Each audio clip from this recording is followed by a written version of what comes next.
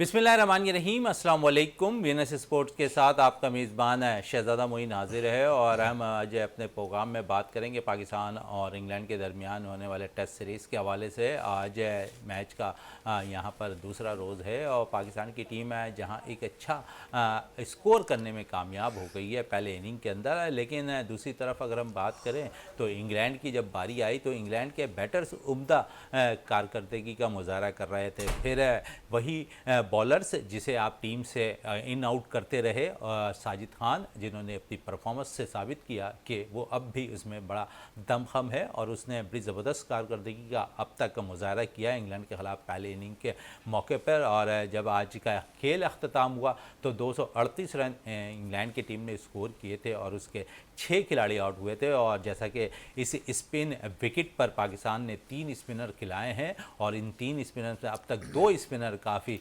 सूदमंद साबित होते हुए दिखाई दिए हैं। जहां पर नोमान अली ने 2 विकेटें हासिल की तो वहां साजिद खान 4 विकेटें लेकर अब तक बड़े कामयाब बॉलर इस टेस्ट मैच में नज़र आ रहे हैं। साथ साथ क्योंकि पाकिस्तान की इनिंग की बात कर लें तो एक अच्छा टोटल जहां पाकिस्तान ने सेट किया, लेकिन दूसरी तरफ अगर हम देखें तो जो स्कोर अब तक इंग्लैंड ने किया है 238 रन दूसरे दिन के खेल के अख्ताम पर, लेकिन जो स्ट्राइक रेट है उस पर ज़रूर हम बात करेंगे। और ये स्ट्राइक रेट बड़ा इंपॉर्टेंट रोल रहा है। हमने इससे कबल जो पहला टेस्ट मैच खेला गया था और इंग्लैंड ने जिस स्ट्राइक रेट से बैटिंग की थी उसी रिदम के साथ यहाँ पर विकेटें ज़रूर उनकी गिरते रही, लेकिन स्ट्राइक रेट पर उन्होंने काफ़ी तवज्जो दी अपने इसमें बैटिंग में। तो यकीनन आज हम अपने शो में बात करेंगे और जावेद इकबाल भट्टी साहब हमेशा की तरह हमारे साथ यहाँ पर मौजूद हैं और सेंचुरी के हवाले से भी बात करेंगे। बेंटेक ने जो सेंचुरी स्कोर की है और 114 रन बनाकर वो आउट हुए हैं, इस पर ज़रूर आज तबसरा रहेगा कि एक ऐसी विकेट पर जहाँ उम्दा कारकर्दगी का मुजाहरा पाकिस्तान के बैटर्स ने किया, फिर पाकिस्तान की तरफ से पहले डेब्यू करने वाले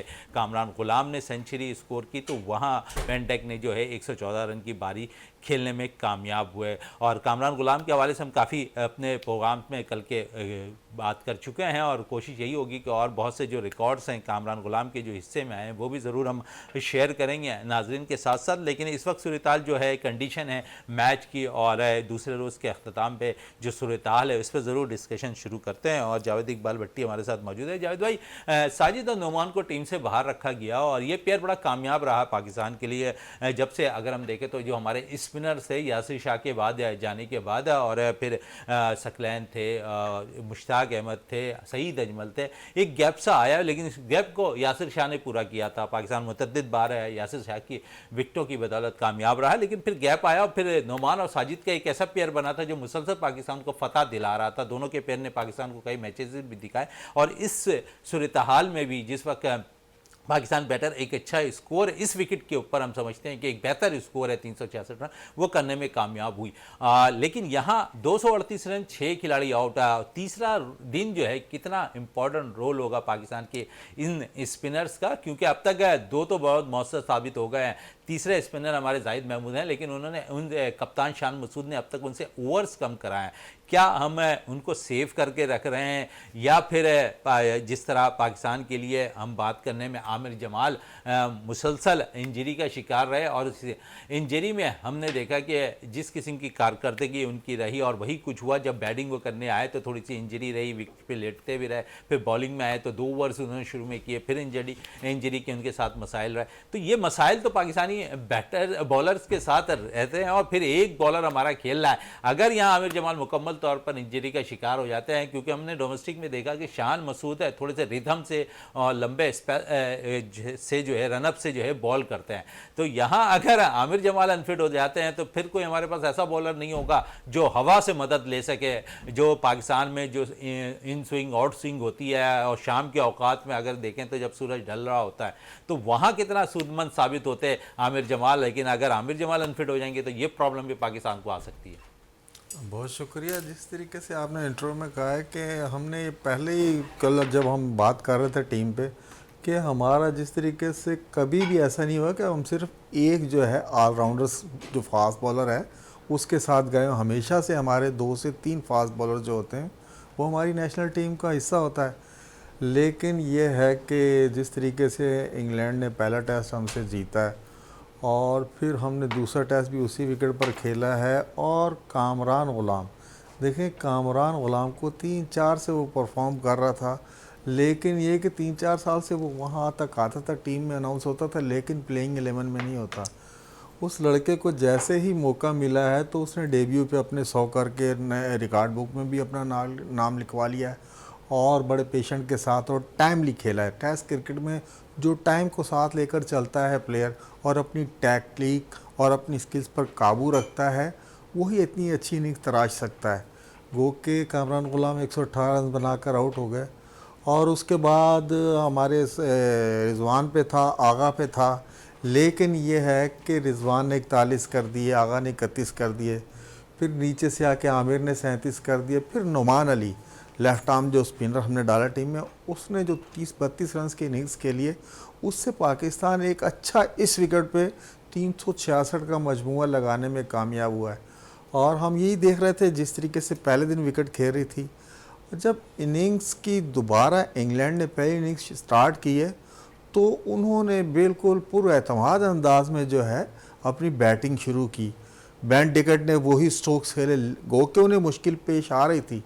हमने जो 3-4 स्पिनर खिला दिए हैं, बेन डिकट को खेलने में मुश्किलात पेश आ रही थी, लेकिन बेन डिकट ने कमाल कर दिया, 114 रन की इनिंग्स खेल गया।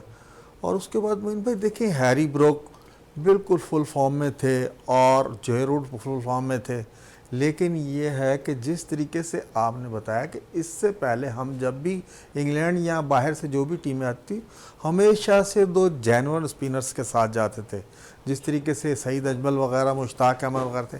लेकिन ये कि काफ़ी अरसे के बाद नुमान अली और साजिद खान का अच्छा पेयर बन गया था, ये दोनों मिलकर विकेट्स ले रहे थे, लेकिन हमारे सिस्टम में पता नहीं कहाँ से ख़राबी शुरू हुई। सिस्टम तो खैर अभी तक सही नहीं हुआ है कि कोई बिल्कुल स्ट्रॉन्ग फैसले कर सके, लेकिन ये कि जो पहले टेस्ट में हम बुरी तरह हारे हैं इंग्लैंड से, तो उसके बाद जो हमने फ़ैसला किया, नुमान अली की बॉलिंग भी आज बहुत ज़बरदस्त बॉल कर रहे थे और साजिद अली की तो क्लास है, उसने अपनी बहुत ज़बरदस्त क्लास शो की है।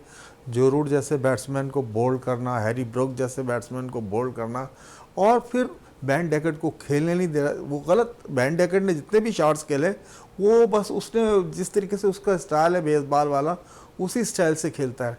तो मैं देख रहा हूँ अभी तक हमें तकरीबन 129 रन की लीड हासिल है और इंशाल्लाह अगर कल जो पहला सेशन है वहाँ हमने अगर इंग्लैंड से 100 या 80 रन की लीड लेने में कामयाब रहे तो पाकिस्तान के जो है थोड़े से ब्राइट चांस नज़र आ रहे हैं इस दूसरे टेस्ट में। अच्छा जैसा आप कह रहे हैं कि थोड़ा सा चांस पाकिस्तान का नज़र आ रहा है, अगर वो 180 रन से कबल जो है हमें आउट करने में कामयाब हो जाते हैं इंग्लैंड की टीम को, लेकिन साथ साथ क्योंकि अब विकेट थोड़ा सा बिहेवियर विकेट का बहुत ज़्यादा चेंज हो गया है, जिस पे इंग्लैंड के बैटर भी परेशान दिखाई दे रहे हैं। जब हम दूसरी इनिंग है, क्योंकि हम यही बात कर रहे थे, जब तक इंग्लैंड अपनी बारी नहीं खेलेगी, जब तक हम कोई राय इतने पुख्ते अंदाज में नहीं दे सकते हैं। आपने देखा कि इस वक्त पोजीशन थोड़ी सी चेंज है। एक वक्त में इंग्लैंड बड़ा मजबूत नज़र आता था जब उनके एक ओपनर खेल लेते, तो फिर अचानक जिस किस्म की बॉलिंग की साजिद ने विकेटें हासिल की, नुमान ने विकेटें हासिल की, प्रेशर अब इंग्लैंड पे आ गया।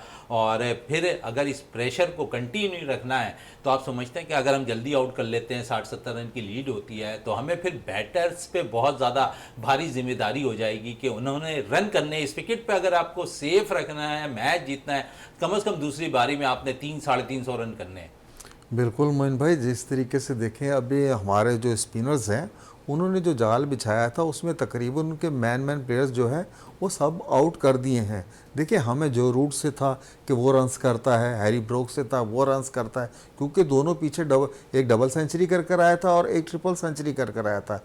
लेकिन इन दोनों प्लेयर्स के आउट होने के बाद एक पाकिस्तान की टीम में जो फील्ड कर रही है उनमें एक नया जज्बा पैदा हो गया है। और फिर नुमान ने काफ़ी अच्छी बॉलिंग की है, प्रेशर में रखा बैट्समैनों को। और लेकिन इंग्लैंड ने अपना गेम उसी स्टार्ट से शुरू किया था जिस तरीके से बेसबॉल क्रिकेट वो खेलते हैं। आपको पता शुरू में तो 5.36 की औसत से खेल रही थी इंग्लैंड की टीम, लेकिन जैसे ही उनकी जो ये पार्टनरशिप टूटी है और उसके बाद बेन डेकेट अपने स्ट्रोक खेलता रहा, वो प्लेयर ऐसे ही खेलता रहता है, लेकिन उसके बाद थोड़ा सा रन रेट को हम नीचे लेकर आए हैं।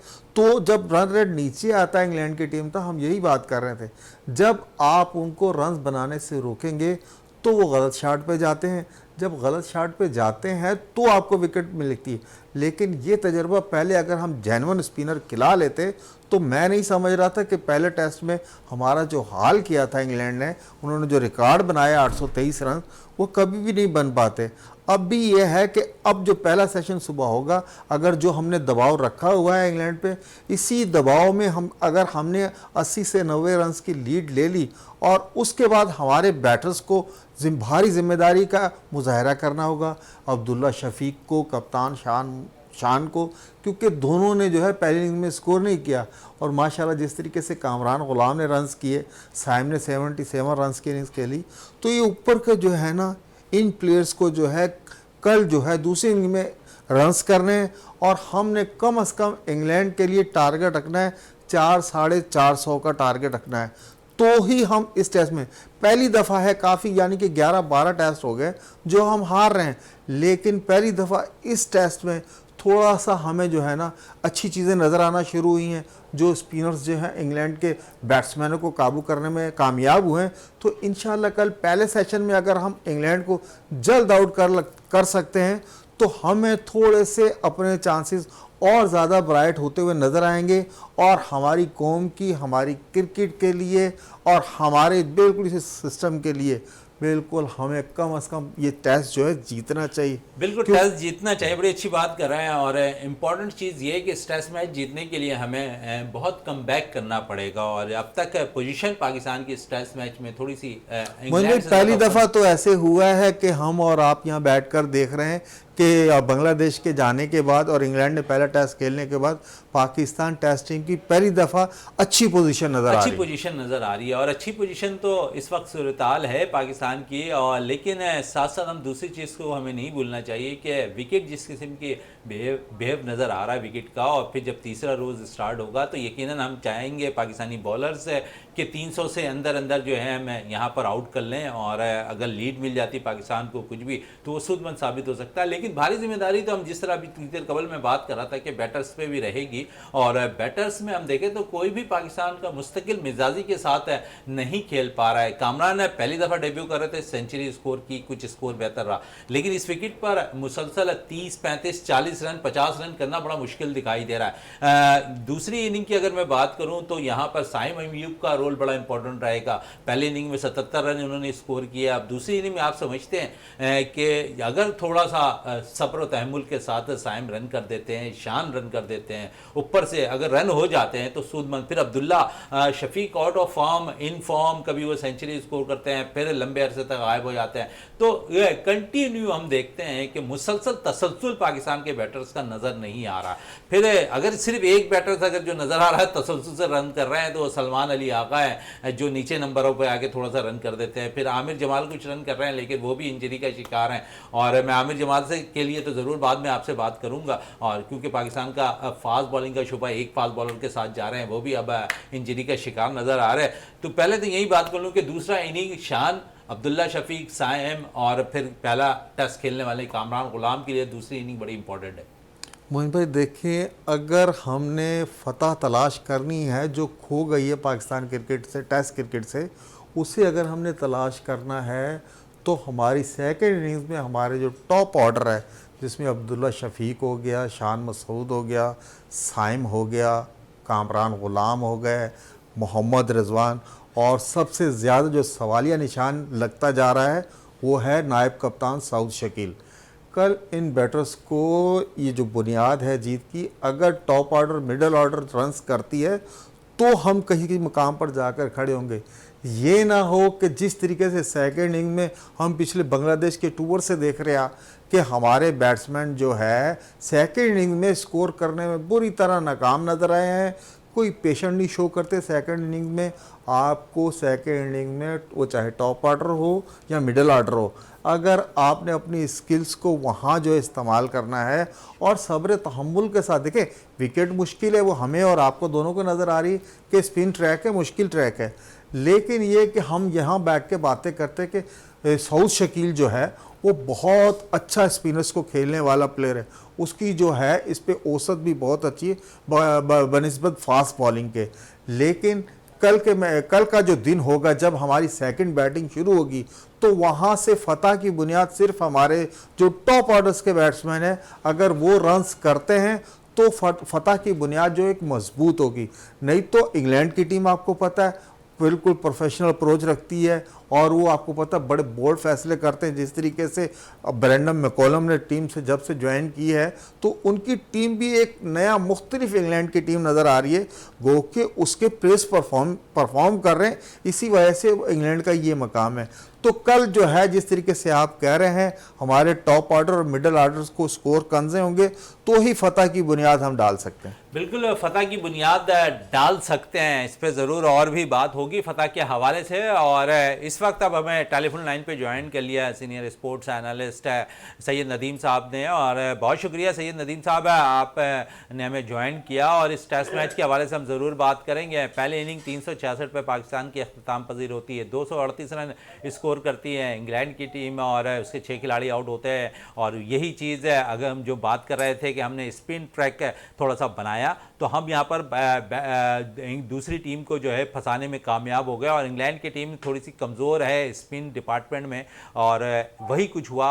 जिस तरह साजिद ने बॉल किया, 4 विकेटें हासिल की, नुमान ने 2 खिलाड़ियों को आउट किया, इस पर ज़रूर मैं आपसे बात करूँगा। लेकिन उससे कबल है, क्योंकि मैं इस टीम के अंदर की वाहिद फास्ट बॉलर आमिर जमाल खेल रहे हैं और कमर की तकलीफ़ के बाइस शायद वो इंजरी का शिकार होते हुए भी दिखाई दे रहे हैं। बार बार वो या तो बैटिंग करते हुए हमने देखा कि वो लेट भी गए, फिर बॉलिंग में भी हमने देखा कि उनसे ज़्यादा ओवर्स नहीं कराए गए, शुरू के 2 ओवर्स उन्होंने किए।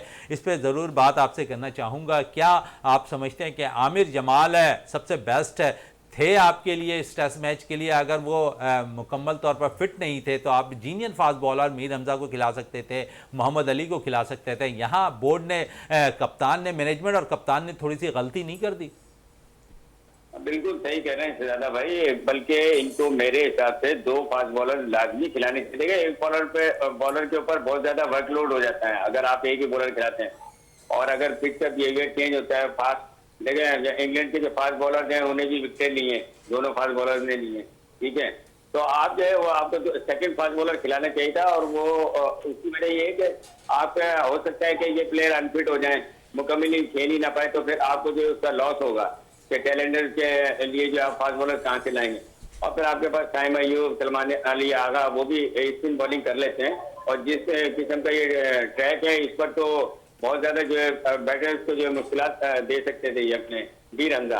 वो लेफ्ट आर्म फास्ट बॉलर हैं और जेन्युइन फास्ट बॉलर हैं, इसलिए इनके लिए काफी लोगों ने बोला भी है और इन्होंने साबित भी किया है कि जो है वो किस किस्म के बॉलर हैं और हमेशा जो है वो ऐसी पिचेस के ऊपर अच्छी बॉलिंग करते हैं।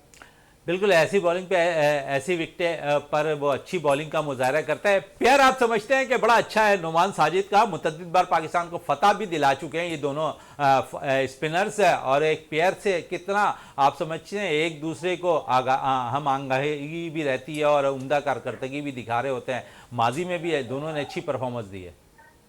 बिल्कुल, देखें सबसे पहली बात तो ये कि शहजाद भाई ये दोनों मैच्योर जो है बॉलर हैं और इनका डोमेस्टिक का बड़ा वसी एक्सपीरियंस है। और नुमान अली को तो हम पर्सनली जानते हैं, हमारे हैदराबाद से ही ताल्लुक है उनका, तो वो मतलब एक और हैदराबाद के बॉलर भी खेल रहे हैं, जाहिद महमूद।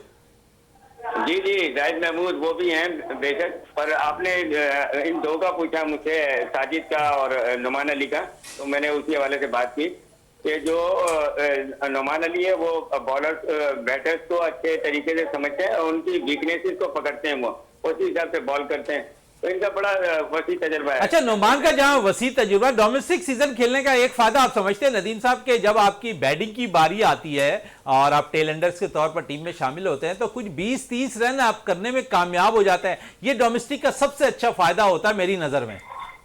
बिल्कुल बिल्कुल, देखिए शहजाद भाई 20-30 रन की है और टेलेंडर आप आते हैं उसमें आके जो 20-30 रन कर देना ये टीम के लिए बहुत ज्यादा सुखमंद होता है। और देखिए ये 20-30 रन ही है जो आमिर जमाल ने उन्होंने आके किए नुमान अली ने, तो जिसके लिए पाकिस्तान का इसको जो 366 हुआ, अदरवाइज तो फिर आप 300 के ऊपर रुक जाते हैं। तो और जिस तरीके से इंग्लैंड ने बैटिंग की है, जिस स्ट्राइक रेट से, तकरीबन 4.5 के ऊपर के स्ट्राइक रेट से वो बैटिंग करते हैं, पिछले मैच में भी हमने देखा और इसमें भी देखा, तो वो तो जो बिल्कुल क्लोज हो जाते हैं फिर आपसे। फिर अगर वो 50-60 या 70 की लीड भी ले लेते हैं तो फिर आपको जो उसका खमियाजा भुगतना पड़ता है। अच्छा सैयद नदीम साहब ये भी बता दें, क्योंकि इस वक्त 200 दूसरे रोज का अख्ताम हो गया है खेल का, 238 रन हैं, 6 आउट हैं इंग्लैंड के, और किस हद तक मुतमईन आप नजर आ रहे हैं पाकिस्तानी टीम से कि वो इस वक्त अच्छी बॉलिंग का मुजाहरा कर रहे हैं इंग्लैंड के खिलाफ?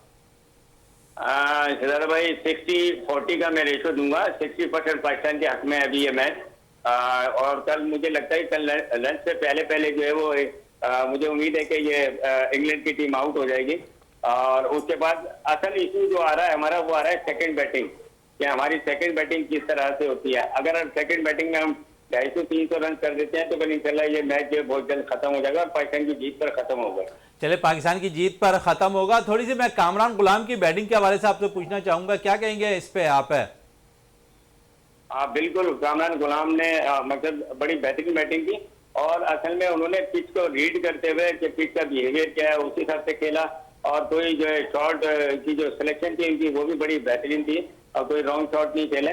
अब ये जो पाकिस्तान के लिए जो फ्यूचर में भी एक असासा साबित होंगे कामरान गुलाम।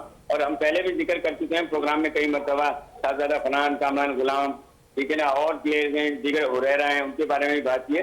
तो उनमें बेस्ट चॉइस यही थे कामरान गुलाम, और ये डिजर्व करते थे खेलने के लिए, और इनको जो मौका मिला तो आप देखेंगे इन्होंने 100 भी किया। और पाकिस्तान की जो अच्छा, थोड़ी सी हिस्ट्री भी चले जाए तो पाकिस्तान के नंबर 4 पोजीशन पर आकर रन करने वाले कामरान गुलाम है, इस वक्त हिस्ट्री का रिकॉर्ड बनते दिखाई दिए हैं। 1982 की अगर थोड़ी बात कर लें तो वहां पर सलीम मलिक ने रन स्कोर किया था नंबर 4 पोजीशन पर आकर, और अब वाहिद पाकिस्तान के दूसरे बल्लेबाज बने जो नंबर 4 पोजीशन पर आकर सेंचुरी डेब्यू पे की है यहाँ पर कामरान गुलाम ने। तो क्या कहेंगे कामरान गुलाम के हवाले से मजीद? देखिए शहजादा भाई, ये मेरे ख्याल से दुनिया के छठे जो है वो ऐसे बैटर हैं जिन्होंने चौथे नंबर पर आकर 100 किया और डेब्यू के अंदर किया। और किसी भी प्लेयर के लिए ये एक ड्रीम स्टार्ट होता है। मगर आप देखें ना कि इतना बेहतरीन स्टार्ट और इतना लोगों की वॉइस 4 साल वेट करना, तो हमने पहले भी जिक्र किया था कि एक प्रोसेस है, और ये उन्होंने ये कामरान गुलाम ने ये प्रोसेस पूरा किया है। डोमेस्टिक भी खेला है, शाहीन की तरफ से भी खेले, और फिर इन्होंने जो है वो बेंच पर भी बैठे, तो एक पूरा प्रोसेस फिल करके जब ये टीम पे आए तो फिर इनकी परफॉर्मेंस जो है वो सबके सामने, और मैं इस पर जो है कामरान गुलाम को मुबारकबाद देता हूँ। और जो इनकी सेंचुरी है वो भी एक यादगार सेंचुरी रहेगी। बिल्कुल, हमारे साथ ही यादगार सेंचुरी रहेगी, हमारे साथ ही रहिए टेलीफोन लाइन पे। और थोड़ी सी क्योंकि पाकिस्तान की जो है टेस्ट रैंकिंग के हवाले से भी बात करेंगे। इस वक्त सबसे निचले नंबर पे पाकिस्तान की टीम है टेस्ट रैंकिंग में, लेकिन इस वक्त अगर हम बात करें तो आईसीसी ने टेस्ट रैंकिंग में जो है खिलाड़ियों की पोजीशन है वो भी इस वक्त अपने पेज पर जारी कर दी है। और आईसीसी टेस्ट रैंकिंग में अब बाबर आजम है जो ये टेस्ट मैच नहीं खेले, 12वें नंबर पर पहुंच चुके हैं। फिर शाहीन शाह आफरीदी जो बॉलिंग में पाकिस्तान के लिए नंबर 1 बॉलर है, वो 14वीं पोजीशन पर हैं। और साथ साथ अगर हम थोड़ी सी बात करें तो रिजवान कुछ बेहतर हुए हैं, और रिजवान का नंबर इस वक्त टेस्ट रैंकिंग के अंदर 7वां नंबर है। और यही मैं पूछना चाहूँगा जावेद इकबाल भट्टी साहब से, जावेद साहब रिजवान टेस्ट में अच्छा इंप्रूव कर रहे हैं, T20 में अच्छा कर रहे हैं। इस वक्त आईसीसी टेस्ट रैंकिंग जो जारी हुई है उसमें नंबर 7 पोजीशन पर रिजवान है। और पहली पोजीशन पर अगर बात करें तो इंग्लैंड की टीम के जिन्होंने पहले मैच के अंदर रूट ने सेंचुरी स्कोर की थी वो नंबर 1 पोजीशन पर है। विलियमसन जो है न्यूजीलैंड के जो हैं वो दूसरे नंबर पर मौजूद हैं। फिर भारत के जसवाल वो नंबर 3 पोजीशन पर हैं। तो फिर यहाँ पर रिजवान 7वें नंबर पर आ रहे हैं। क्या कहेंगे, रिजवान के मुसलसल कारकर्दगी अच्छी होती जा रही है T20 में भी और टेस्ट में भी? बिल्कुल मोइन भाई, देखें रिजवान जो है आपको पता है तीनों फॉर्मेट में तकरीबन काफ़ी अरसे से बहुत अच्छी परफॉर्मेंस देता हुआ आ रहा है, और जिस तरीके से वो टेस्ट मैचेस में भी बहुत अच्छी कारकर्दगी पेश कर रहा है, और फिर आपको पता है मुश्किल वक्त में भी बैटिंग करके दे रहा है पाकिस्तान को, वो चाहे T20 हो चाहे वनडे हो टेस्ट हो।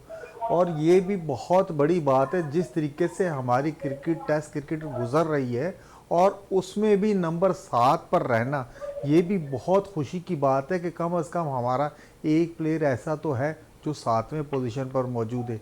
एक टाइम ऐसा होता था कि हमारा 1, 2, 3 इन नंबर्स पे पाकिस्तान हमेशा से स्टैंड करता आ रहा है, लेकिन जब से हमने ये सिस्टम को जो है छेड़छाड़ सिस्टम के साथ शुरू की है, हमने जब से ये पीसीबी के चेयरमैन चेंज करना शुरू किए हैं, और हमने सिलेक्शन कमेटियां चेंज करना शुरू कर दी थी।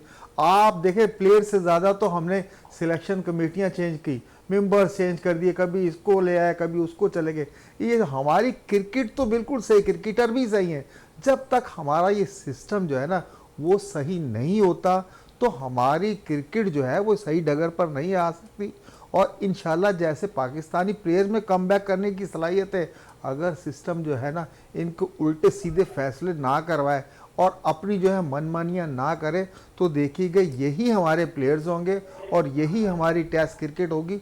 हमारी टीम जो खोया हुआ मकाम था वो हासिल कर सकती है, लेकिन आपको प्लेयर्स को एतमाद देना होगा। जिस तरीके से देखें हम टेस्ट मैचेस में जब साजिद और नुमान का जो स्पिन ट्रैक का हमारा जब से कॉम्बिनेशन बना हुआ था तो तकरीबन हम जीतते हुए आ रहे थे, फिर आपने इनके साथ छेड़छाड़ शुरू कर दी और वो छेड़छाड़ का नतीजा ये निकला है कि आप बांग्लादेश जैसी टीम से भी क्लीन स्वीप हो गए।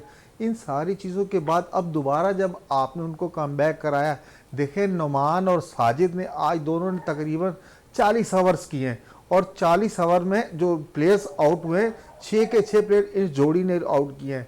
सलमान अली आगा ने 1 ओवर किया, जाहिद से सिर्फ 6 ओवर कराए, आमिर जवाद से 6 ओवर कराए।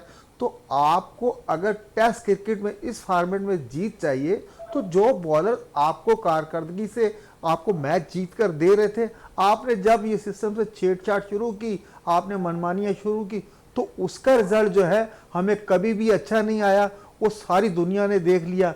एक टाइम ऐसा था क्योंकि दुनिया है क्रिकेट को, पूरे वर्ल्ड को जो क्रिकेट है हमने बहुत बड़े नाम दिए। हमारी पाकिस्तान क्रिकेट ने बहुत लेजेंड दिए इस दुनिया को। इमरान खान से शुरू कर लें, मोहम्मद बरादरान से, इम्तियाज़ अहमद से शुरू कर लें, ज़हीर अब्बास से देख लें, तस्लीम आरिफ से, हमने बहुत बड़े बड़े बड़े नाम दिए थे। तो वही दुनिया में जाहिर है जो हमसे जिनको पाकिस्तानी क्रिकेट का पता था वही जो है परेशान हो रहे हैं कि आखिर पाकिस्तान क्रिकेट कहाँ जा रही है, क्रिकेट को हो क्या गया है। अब हमें जो है ओस पड़ोस से भी मशवरे मिलना शुरू हो गए, कोई तंजिया मशवरे दे रहा है, कोई बिल्कुल अच्छी नीयत से मशवरे दे रहा है। तो इन सारी चीज़ों को जो है हमारे प्लेयर इंशाल्लाह ये बिल्कुल बहुत जल्द दोबारा उसी मकाम पर आ सकते हैं अगर आप इन्हें एतमाद दें और मेरिट पे खिलाएं। आपको पता है कि ये बॉलर रिजल्ट देगा तो आप उसे खिलाएं। देखिए एज कुछ नहीं होती, जब बंदा परफॉर्म कर रहा है आपको तो परफॉर्मेंस से घर एंडरसन 41-42 साल तक खेलता रहा है,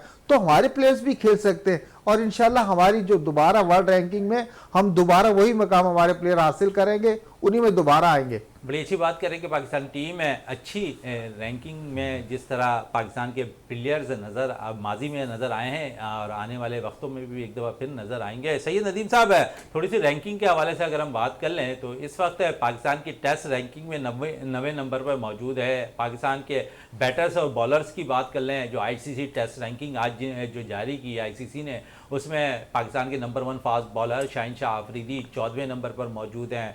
पाकिस्तान के batters Mohammad Rizwan wicket keeper जो हैं वो 7वें नंबर पर मौजूद हैं। तो क्या कहेंगे, हमारे माजी में अगर हम देखें तो बाबर बड़ी अच्छी परफॉर्म कर रहे थे, टेस्ट, वनडे, T20 सब में नंबर 1 पोजीशन पे थे। अचानक बाबर की बैटिंग में वो तसल्सल नहीं रहा, बाबर नीचे नंबर पे चले गए और इस वक्त भी वो 12वें नंबर पर टेस्ट रैंकिंग में मौजूद हैं। तो आप समझ लेंगे यहाँ पर एक फैसला अब बाबर को भी अपना लेना पड़ेगा कि जहाँ वो परफॉर्मेंस नहीं कर रहे तो वहाँ रैंकिंग भी उनकी नीचे होते जा रही है। तो जिस तरह वो अपने सीनियर से अगर जाकर मशवरा ले लें, उनके अंदर जो खामियां हैं वो दूर कर लें तो सूदमंद ज्यादा साबित हो सकता है। हाँ बिल्कुल, देखें प्लेयर जो वो अपनी गलतियां खेलते हुए शायद कम ही नोट करते हैं। जो ये कोचेज होते हैं या हमारे सीनियर प्लेयर जो भी हैं जिन्होंने दुनिया में एक मकाम बनाया है, नाम पैदा किया है, तो उनसे भी आप मशवरा कर सकते हैं, उनसे पूछ सकते हैं कि मैं कहाँ लेक कर रहा हूँ, कहाँ पे मेरी जो वो फॉल्ट आ रहा है। तो उस हिसाब से अगर वो तैयारी करेंगे तो इंशाल्लाह कम बैक कर जाएंगे। और देखें बाबर आजम का जहाँ तक चालू किया तो बाबर आजम का जो पाकिस्तान के अंदर किसी के साथ कंपैरिजन नहीं है, जिस क्लास के वो प्लेयर हैं और काफी अर्से तक वो जो वो वनडे, टेस्ट और T20 में जो वो टॉप 3 में रहे पाकिस्तान के, बल्कि नंबर 1 भी रहे। तो उन्होंने जो है रैंकिंग के अंदर भी पाकिस्तान को जो है वो एक मकसद मकान दिया कि पाकिस्तान के जो है बैटर्स जो है वो रैंकिंग में रहे। उसके बाद अगर आते हैं तो रिजवान आ जाते हैं, फिर रिजवान भी जो है मुसलसल जो है परफॉर्म कर रहे हैं। T20 में भी वो नंबर 1 रहे रिजवान, फिर जो है वो टॉप 10 में रहे। और फिर बॉलिंग के अंदर शाहीन शाह आफरीदी जो है वो हमारे टॉप 10 में थे। अच्छा, वनडे में इमामुल्लाह तो फखर जमान भी जो है हमारे टॉप 10 में थे किसी टाइम में, लेकिन वो मुसलसल जो है वो फ्लॉप होते रहे, तो उसकी वजह से जो फिर उनकी रैंकिंग नीचे आ गई। और जी नदीम साहब। हाँ, मैं ये कह रहा था कि अब बाबर आजम का तो कंपैरिजन है नहीं। अभी रवींद्र राजा की तो मैं स्टेटमेंट देख रहा था, तो उन्होंने कहा कि जो है वो ये बाबर आजम को बिठाना जो है वो नुकसान होगा। तो बिल्कुल बाबर आजम जैसे प्लेयर जो है वो आपके बोर्ड को जो है वो मुस्तकम भी करते हैं, आपको स्पॉन्सरशिप अच्छी मिलती है।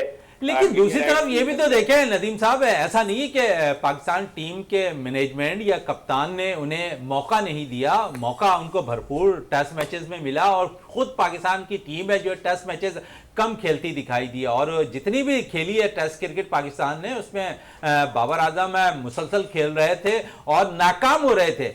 तो यकीनन किसी की हक तलफी हो रही थी और नौजवान खिलाड़ियों को मौका नहीं मिल रहा था। और इस बेस पे हम नौजवान अगर कामरान गुलाम की बात करें तो कामरान ने भी यही सूरत-ए-हाल रही, और कामरान को जब मौका मिला तो उन्होंने प्रूव किया। मैं इससे कबल जो है ना जावेद साहब से जरूर पूछूंगा इस हवाले से, कामरान के हवाले से, कि जब मौका मिला कामरान को तो उसने सेंचुरी स्कोर कर दी और बाबर बाहर रहे।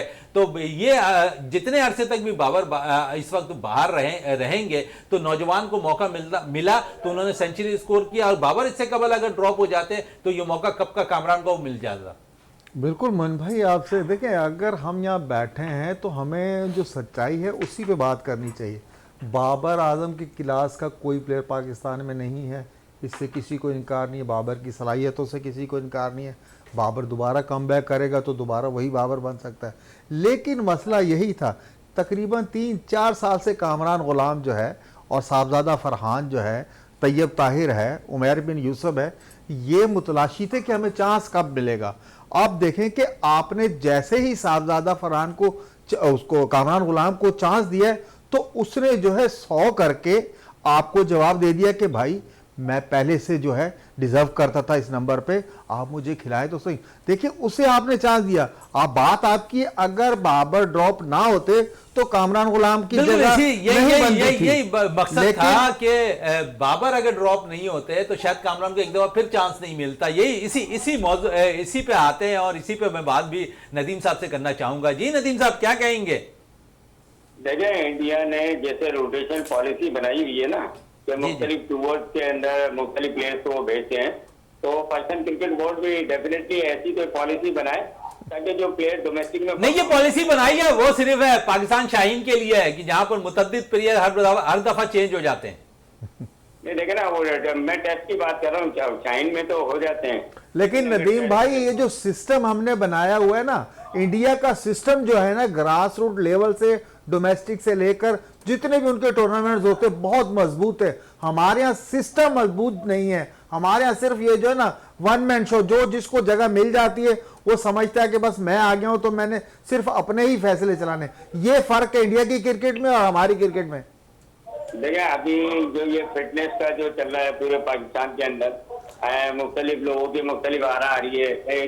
उन्होंने जो मोबाइल मचाया हुआ है कि इन्होंने क्रिकेट खेलनी है, कोई रेस नहीं दौड़नी, कोई कुछ कह रहा है, कोई कुछ कह रहा है। अब ये एक बेसिक रिक्वायरमेंट है फिटनेस की। आप देखें, चेस जो खेलता है ना, चेस, उसकी भी एक फिटनेस का लेवल होता है, उसको भी फिटनेस करनी होती है। वो कहते हैं ना कि अच्छा जिस्म अच्छा दिमाग रखता है, यानी कि sound body has a sound mind. तो हमारे लोग जो है इस बात को समझते नहीं कि आपकी फिटनेस की वजह से कितनी इंप्रूवमेंट आती है। अच्छा, पाकिस्तान खेलने से पहले तो सब प्लेयर की फिटनेस अच्छी होती है, जब पाकिस्तान टीम में आते हैं तो फिर इनके वेट भी बढ़ जाता है और फिटनेस के इश्यू शुरू हो जाते हैं। तो इनको चाहिए प्लेयर्स को भी कि भाई अगर आप खेल रहे हैं आप अपने फिटनेस पर भी वर्कआउट करें।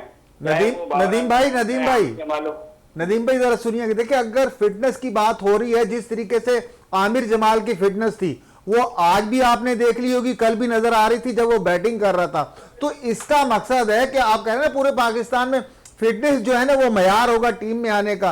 अब आप ये बताएं, जो ये ट्रेनिंग ले रहे हैं, जो फिटनेस टेस्ट ले रहे हैं, वो क्या टेस्ट लेकर उन्होंने आमिर जमाल को जो है टीम में सिलेक्ट किया? अगर आमिर जमाल जो है कल पूरा दिन बॉलिंग नहीं करते, आज देखे सिर्फ उसने 6 ओवर किए, तो ये फिटनेस कौन ले रहा है, कैसे ले रहा है, क्या मयार है?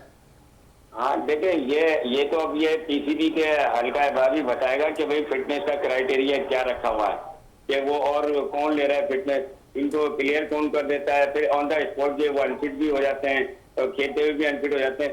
100% जो है फिटनेस का जो है वो देते हैं कि भाई 100% फिट है, उसके बाद जो फिटनेस के इश्यूज करे।